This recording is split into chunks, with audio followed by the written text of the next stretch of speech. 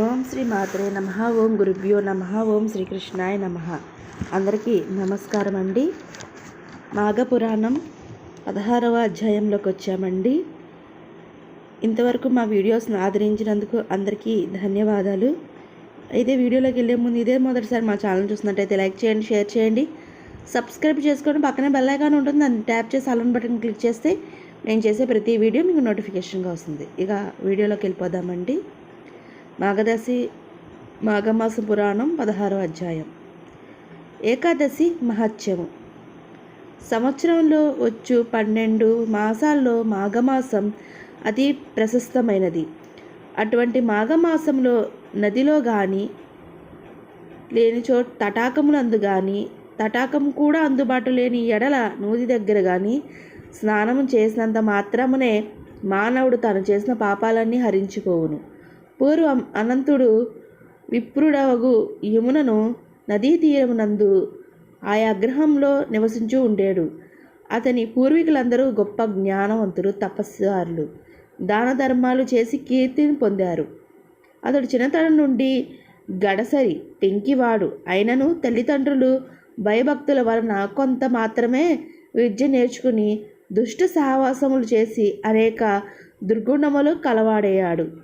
మద్యము మాంసము సేవించి కన్న బిడ్డలను కూడా అమ్ముకునుచుండెను.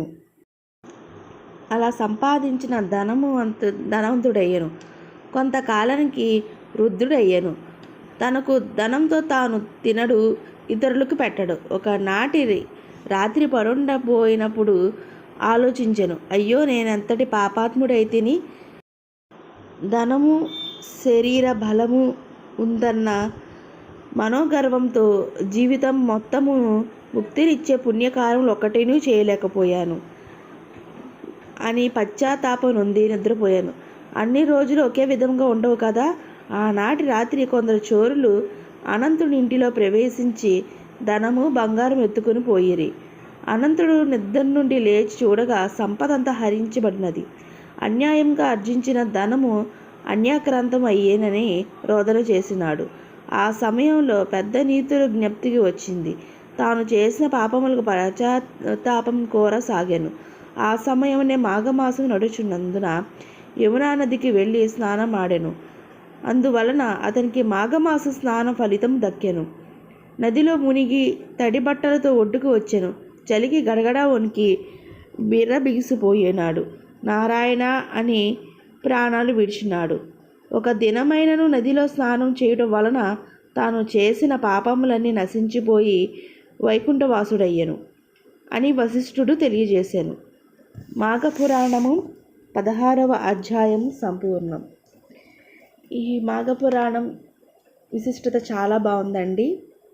మీ అందరికి కూడా నచ్చింది అనుకుంటున్నాను. నచ్చితే షేర్ చేయండి, లైక్ చేయండి. మరిన్ని వీడియోస్ కోసం ఛానల్ సబ్స్క్రైబ్ చేసుకోండి. అలాగే ఈ వీడియో మీద మీకు ఎలాంటి సలహాలు సూచనలు ఇవ్వాలన్నా దయచేసి మా కామెంట్ బాక్స్లో కామెంట్ పెట్టండి. ఇంకొక మంచి వీడియోతో మళ్ళీ మీ ముందుకు వస్తాను. సర్వే జన సుఖినో భవంతు. అందరికీ ధన్యవాదాలు.